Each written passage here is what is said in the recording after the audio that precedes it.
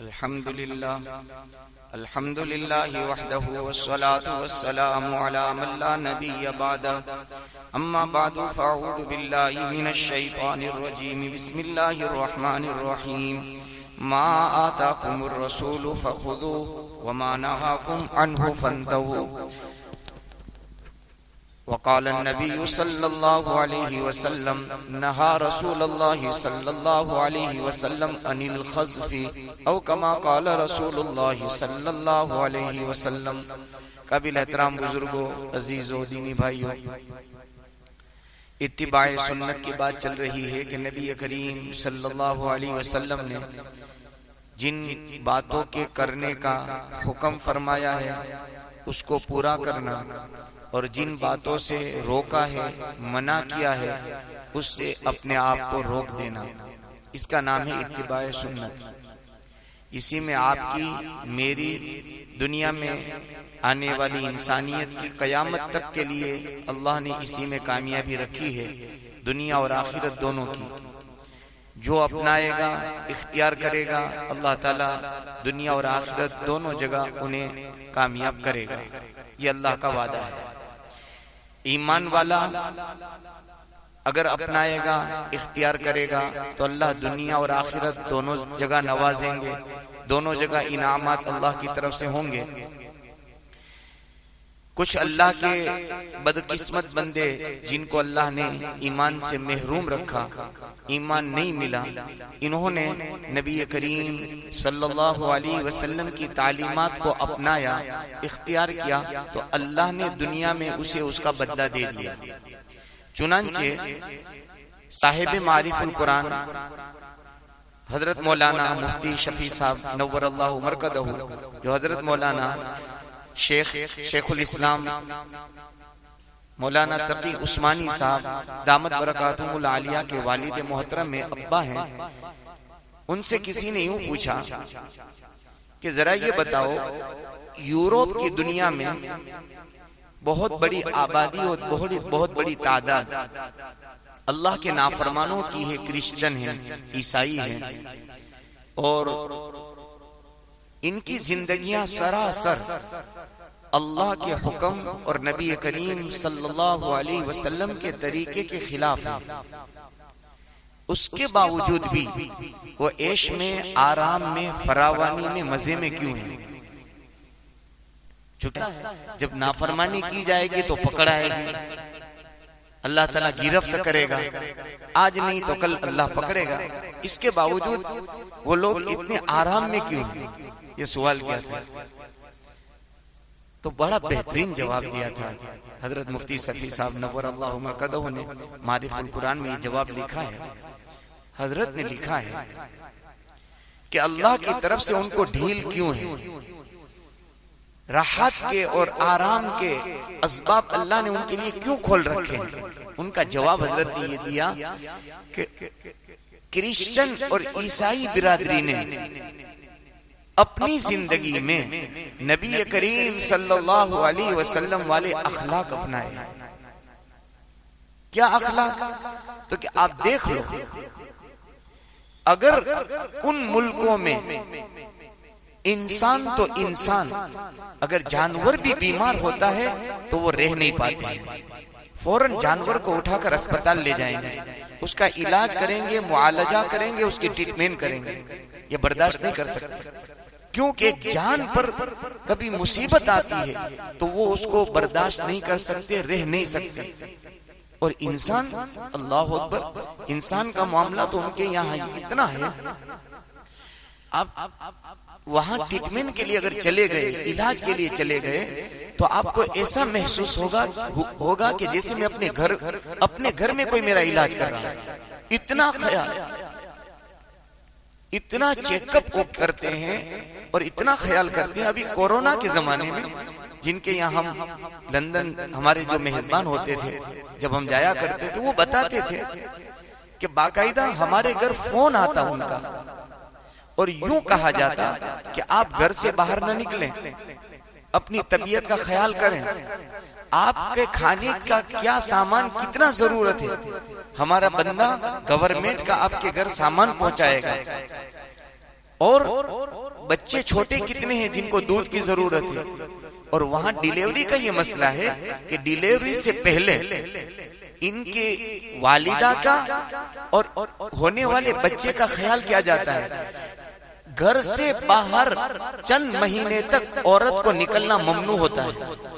ان کا وظیفہ یعنی اس کا پیسہ جو وہ کام پر جایا کرتی تھی، گورنمنٹ گھر بیٹھے وہ پیسہ پے کرتی ہے۔ تو کہ کورونا کے زمانے میں جب ہم نے ان کی خیر خبر لی، ہمارے مشفق ہے، مہربان ہے ماشاءاللہ، وہ مولانا فاروق صاحب دامت برکاتہ اللہ، اللہ تعالیٰ صحت عزت عافیت کے ساتھ ان کی عمر میں برکت دے۔ 30 سال تک انہوں نے مسجد میں امامت کروائی، 30 سال، اور وہ مسجد جو بنوائی تھی وہ صدام حسین نے بنوائی تھی اپنے پیسوں سے، عراق سے پیسہ آیا تھا۔ خیر، تو اس کا نام بھی مسجد صدام تھا۔ پھر جب عراق کا مسئلہ ہوا تو بار بار گورنمنٹ پوچھنے آتی، تو وہاں سے نام ہٹا دیا انہوں نے کہ بھئی اب مسجد جامع مسجد برمنگھم کر دیا، برمنگھم کی جامع مسجد۔ خیر، ابھی وہ للہ فی اللہ ماشاءاللہ اللہ نے خوب نوازا ہے ان کو، ان کے بچے خوب کما رہے ہیں، تو انہوں نے امامت تو رکھی ہے، صرف ظہر کی نماز پڑھاتے ہیں، مواضع نہیں لیتے۔ کہ خیر خبر کے لیے فکر کی تو انہوں نے کہا کہ مفتی صاحب ہماری تو فکر کرو مت، آپ اپنے ہندوستان والوں کی فکر کرو کہ آدمی کیسے مر رہے ہیں، ناش اٹھانے والا نہیں، کوئی پوچھنے والا نہیں دوائی کی ضرورت ہے کہ نہیں۔ ہمارے یہاں تو الحمدللہ ذرا کھانسی ہوئی ہم نے کال کیا، گورنمنٹ کے بندے آئے، علاج معالجہ 1 مہینے میں ہمارے راشن کی کتنی ضرورت ہے 1 مہینے پہلے راشن پہنچ جاتا ہے، ختم ہو گیا، فون کیا فوراً آ جاتا ہے۔ تو میں آپ کو بتانا یہ چاہتا ہوں، بات لمبی ہو جائے گی، کہ جنہوں نے نبی کریم صلی اللہ علیہ وآلہ وسلم کی طریقوں کو اپنایا، اللہ نے دنیا میں ان کو نوازا۔ تو مفتی صاحب سے جب یہ سوال کیا گیا کہ ان کو ڈھیل کیوں، شراب وہاں، زنا وہاں، جوا وہاں، سب بے حیائی وہاں، ننگا پن وہاں، سب کچھ ہوتے ہوئے اس پر عذاب کیوں نہیں آتا، اللہ کی پکڑ کیوں نہیں آتی؟ تو آپ نے جواب دیا کہ انہوں نے میرے محبوب محمد صلی اللہ علیہ وسلم کے اخلاق اپنائے۔ نبی کے اخلاق اپنانے والے کو اللہ دنیا میں نوازتا ہے، اللہ ڈھیل دیتا ہے۔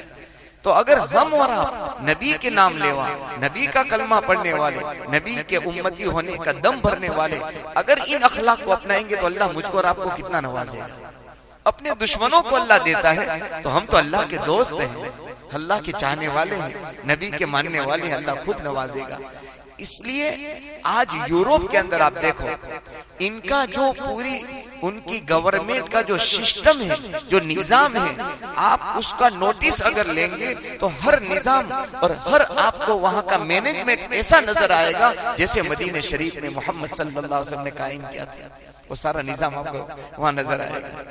وہ واقعہ ہے نا، حضرت عمر رضی اللہ تعالیٰ عنہ نکلے تھے گشت کے لیے، اندر سے آواز آ رہی تھی رونے کی، تو آپ نے وہاں خدمت کی، کیوں رو رہا ہے؟ تو کہ ان کے کھانے کا نہیں ہے۔ آج یورپ کے اندر یہ ہے، آپ یقین مانیں ابھی چند 5-7 سال یا بہت زیادہ 10 سال میں کہہ رہا ہوں، 5-7 سال ہی سمجھو، جب یہاں سے لوگ اور ملکوں سے برطانیہ لندن جانے لگے تب جا کر کے راستوں میں بھیک مانگنے والے نظر آئے، ورنہ آپ کو کوئی بھیک مانگنے والا نظر نہیں آئے گا، پورے راستوں میں نظر نہیں آئے گا۔ یہ تو افغانستان کا مسئلہ بنا، پھر اور ان کے آس پاس کے ملکوں کا مسئلہ بنا تو وہاں چوری چھپے لوگ پہنچ گئے کسی طرح سے، تو اب راستوں میں بھیک مانگنے والے نظر آتے، ورنہ کوئی نظر نہیں آتا۔ راستوں میں رات میں ٹھنڈی میں آپ کو ٹھٹھرتے ہوئے کوئی انسان نظر نہیں آئے گا۔ کیا عجیب نظام ہے، کیسا نظام! اگر راستوں میں ٹریفک کا مسئلہ پیدا ہوا، آپ کو یہاں سے احمد آباد جانا ہے اور آپ کو فلائٹ آپ کو اٹینڈ کرنی ہے، پکڑنی ہے، تو آپ کو تقریباً 100 کلومیٹر پہلے آپ کو بتا دیں گے کہ کہاں ٹریفک جام ہوا ہے تاکہ آپ کی فلائٹ نہ چھوٹ جائے۔ اور صرف یہ نہیں بتائیں گے کہ آپ کو کہاں ٹریفک جام ہوا، صرف اتنا نہیں بتائیں گے، آپ کو ان کا آپشن یوں بتائیں گے کہ اب آپ کو ایئرپورٹ پہنچنے کے لیے یہ 4 راستے کھلے ہوئے ہیں، ان راستوں سے آپ جا سکتے ہیں۔ سوچو ذرا، 100 کلومیٹر پہلے آپ کو پتا چل جائے گا تاکہ انسانیت پریشانی میں نہ آئے۔ یہ روایت جو میں نے پڑھی ہے نا، اس روایت کا پورا حق اگر میں یوں کہوں کہ اللہ کے دشمن، نبی کے نہ ماننے والے، مذہب اسلام سے تعلق نہ رکھنے والے اس پر اس وقت عمل کر رہے ہیں۔ اللہ کے حبیب محمد صلی اللہ علیہ وسلم نے فرمایا کہ تم حضرت عبداللہ بن مغفل رضی اللہ تعالیٰ عنہ کی روایت ہے، نبی کریم صلی اللہ علیہ وسلم نے فرمایا کہ پھینک کر مارنے سے منع کیا. عام طور پر کیا بیٹھے تو یوں کر کے مار دیں، آپ نے منع کیا.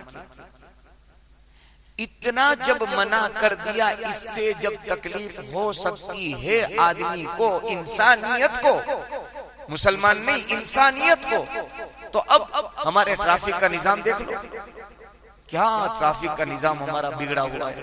جہاں چاہے ہماری پارکنگ. بہت ساری مرتبہ مسجد کا یہ ہمارا دروازہ کھولنا مشکل ہوتا ہے، گاڑی آئی سیدھے مسجد کے گیٹ کے سامنے. کتنے نمازیوں کو ہم سے تکلیف ہوتی ہوگی. اب یورپ میں چلے جاؤ، 4 راستے ہیں، ہر راستے پر اسپیڈ لکھی ہوئی ہے کہ اس راستے پر اگر آپ کو چلنا ہے تو 30 کی اسپیڈ سے ہی چل سکتے ہیں، اس پر چلنا ہے 50، اس پر چلنا ہے 80 سے چل سکتے ہیں، 80 پر چلنا ہے تو یہ راستہ لو، 50 پر چلنا ہے یہ راستہ لو، 30 پر چلنا ہے یہ راستہ لو. کوئی یعنی ہو ہی نہیں سکتا ہے کہ کوئی نظام درہم برہم. اور اگر بہت زیادہ بارش ہو گئی، برف باری، ہاں ہمارے یہاں تو گڈھے ہی اتنے ہیں کہ آدمی پریشان ہو جاتا ہے. بہت زیادہ رات میں برف باری ہو گئی، گاڑی چلنا مشکل ہوا، صبح ہونے سے پہلے اس میں وہ نمک چھڑک دیتے ہیں، پورے کنٹینر نمک کے چھڑک دیتے ہیں تاکہ وہ برف پگھل جائے، راستے میں چلنے والے کو تکلیف. یہ نظام محمد صلی اللہ علیہ وسلم نے بتایا تھا کہ میری ذات سے، آپ کی ذات سے، چاہے ٹریفک کی لائن سے ہو، چاہے رستے میں کوڑا کرکٹ ڈالنے کی لائن سے ہو. کل پرسوں ہی ہم یہاں سے گزر رہے تھے ایک گھاچی واڑا سے، بس نکلے ہی تھے کہ اوپر سے پانی، وہ برآمدہ صاف کر رہے تھے. اب ان کو تو پانی نکال دینا ہے، پتہ نہیں رمضان میں کتنے بیچارے نمازی وہاں سے گزریں گے جن کے کپڑے. اب کتنی مشکل بات ہے، نماز کا وقت ہو رہا ہے اور پانی آیا، اب ہم تو کپڑے بدلنے کے علاوہ راستہ ہی نہیں. ہمارا نظام اتنا بگڑا ہوا ہے. اللہ کے حبیب نبی کریم صلی اللہ علیہ وسلم نے جو بہترین تعلیم دی تھی، تو بات پر میں نے اس پر عرض کی تھی، درمیان میں مجھے بات یاد آ گئی کہ مفتی صاحب سے جب پوچھا گیا تو کہا کہ ان کے اسپتال کا نظام دیکھو کہ اسپتال میں انسانیت کے ساتھ ہمدردی کا کیسا معاملہ ہے. کھانے کے معاملے میں کتنی ہمدردی ان کے یہاں کہ کوئی بھوکا نہیں سوتا ہے، اور ہمارے یہاں بیچارے بھوک مروں کے ساتھ. بلکہ کوئی سنا رہا تھا، مجھے تو پتہ نہیں، میں اس کی تصدیق نہیں کر سکا ہوں، کل پرسوں ترسوں ہمارے یہاں کوئی انتقال ہوا عورت کا، گھر میں 1 پیسہ تک نہیں تھا، آس پاس والوں نے پیسے جمع کر کے ان کا کفن تیار کروایا. حالانکہ یہ تعلیم تو اللہ کے حبیب کی یہ تھی کہ تمہارا پڑوسی اگر بھوکا سویا اور تم نے پیٹ بھر کر کے رات میں سو گئے، قیامت کے دن اللہ تم سے پوچھے گا. یہ ہمارے یہاں نہیں ہے، ان کے یہاں ہے. اگر وہاں آدمی اگر کام سے بیکار ہو جاتا ہے، فوراً گورنمنٹ کا آدمی چیک کرنے کے لیے آتا ہے اور یوں کہا جاتا ہے اب آپ گھر پہ رہنا، آپ کا ہر مہینے وظیفہ آپ کے اکاؤنٹ میں پہنچ جائے گا. وظیفہ پہنچ جاتا ہے. مستورات کا، بچوں کا، کیا کیا عجیب نظام ہے. یہ نظام مدینہ منورہ کا تھا، مدینے والوں نے یہ نظام قائم کیا تھا، اللہ کے دشمنوں نے اپنایا، تو آج سکون سے رہ رہے ہیں، کوئی انتشار نہیں، کوئی خلفشار، بالکل سکون کے ساتھ زندگی گزار رہے ہیں. تو بھائی یہ ایک روایت میں نے پڑھی، اس پر چند باتیں یاد آ گئی. کریں میری اور آپ کی ذات سے کسی کو تکلیف نہ ہو، چاہے ٹریفک کی لائن سے ہو، کسی بھی لائن سے ہو، ہم اس طرح پارک کریں کہ بعد میں نکلنے والوں کو آسانی ہو جائے. چنانچہ امام ابو یوسف رحمت اللہ علیہ، جو امام ابو حنیفہ رحمت اللہ علیہ کے بہت بڑے اجل شاگردوں میں سے ہیں، 2 بڑے شاگرد تھے آپ کے، ایک امام محمد اور امام ابو یوسف رحمت اللہ علیہ. فرماتے ہیں کہ ایک درزی نے نبی کریم صلی اللہ علیہ وسلم کی دعوت کی.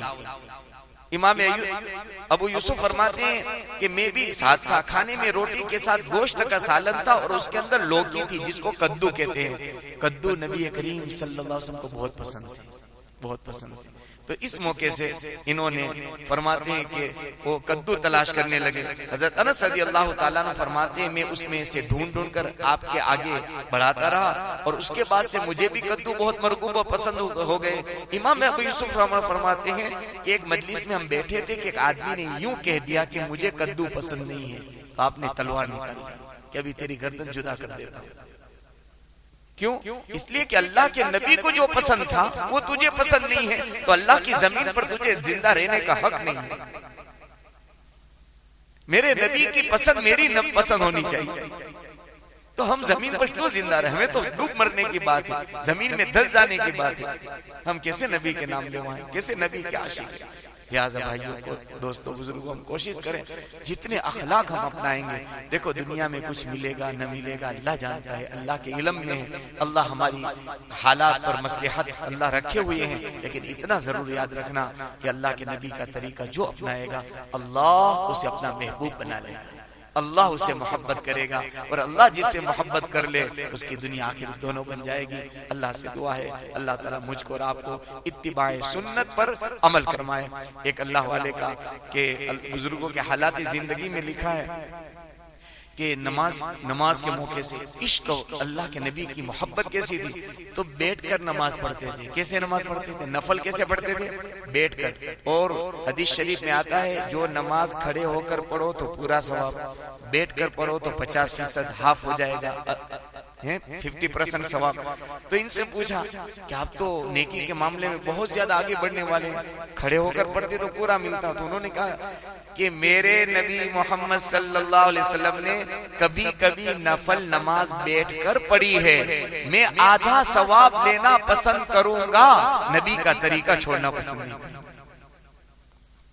اللہ، اس لیے آپ کبھی سنت یا معاف کرنا کبھی نفل پڑھو تو کبھی بیٹھ کے پڑھ لیا کرو۔ کیوں؟ اس لیے پڑھو کہ میرے نبی نے بیٹھ کر پڑھی ہے، اس لیے میں پڑھ رہا ہوں۔